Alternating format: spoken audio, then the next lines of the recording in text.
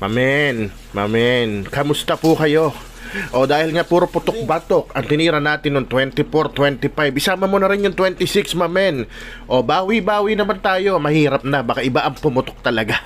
Ayan o, tilapia recipe naman to, mamen. Mukha lang mahirap gawin, pero pinadali natin. Ayan, ang tawag dyan, sweet and sour tilapia, mamen. Kaya ano pang inaantay natin? Let's go!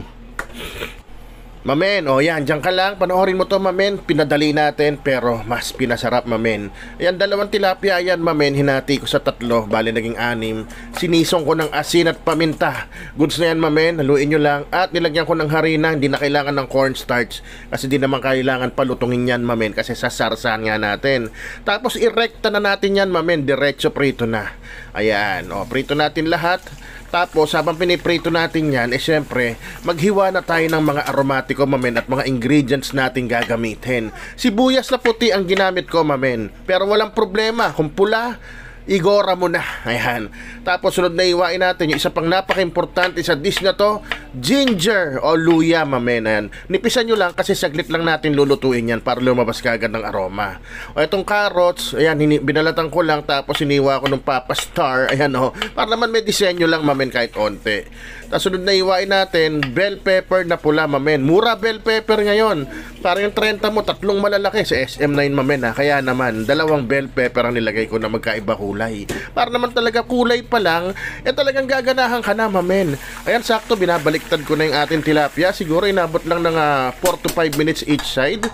Medium to high ang heat natin. O gawin natin yung sarsa, bali 3 kutsarang banana ketchup, 1 kutsarang suka. O tandaan nyo yun yung asukal, bahala na kayo, pero kung ayaw nyo maglagay, huwag kayo magluto nito. Sweet and sour kasi yan. O ito, gumamit din ako ng maliit lang na pakete ng pineapple tidbits. Baling sabaw, isasama natin dyan sa sarsa, mamen.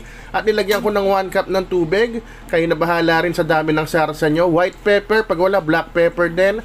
Etong patis, mamen, to taste na lang. Pwede kayo maghabol, pero wag nyo munang dadamihan ngayon. Mahirap pag sumobra.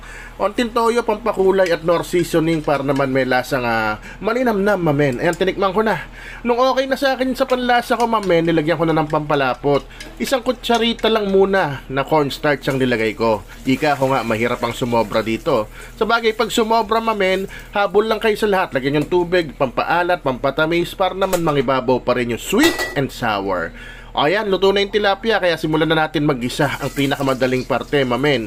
Inuna ko na yung luya, isinunod ko yung sibuyas at carrots. Tapos imekos-mekos lang ni Insan yan, mamen, tornado. Nung onting nagisa na siya, sinama ko na yung red and green bell pepper at yung pineapple tidbits. At nilagyan ko pa ng paminta, black pepper naman ngayon. Yan, isang mekos-mekos na lang yan, mamen. Di ba ganong kadali? Isama nyo na yung sarsa nyo. Haluin nyo maigi, kasi bumababa yung cornstarch niyan. Tapos dyan nyo na malalaman kung kailangan nyo pa maghabol. Ako, goods na, kaya sinama ko na yung tilapia. Kaya naman magkakainan na, kaya isisigaw ko na. Rapsa! Man!